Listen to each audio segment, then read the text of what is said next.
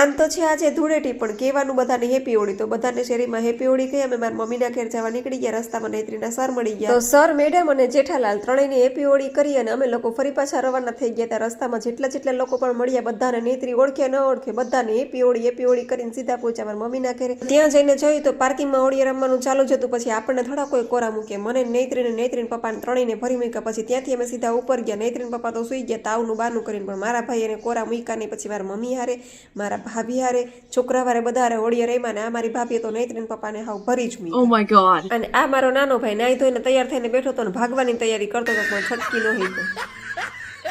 અને આ મોટો ભાઈ નૈત્રીન પપ્પા હુતા હતા ને ત્યાં રૂમમાં જઈને રંગી બધું. તો હવે નૈત્રીન પપ્પા એને થોડી મૂકે.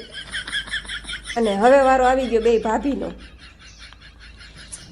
અને ત્યાર પછી જે અમારો વારો આવ્યો હોળી રમવાનો, ત્યાં નૈત્રીબેન રોવા માંડ્યા, ઈ બી ગઈ.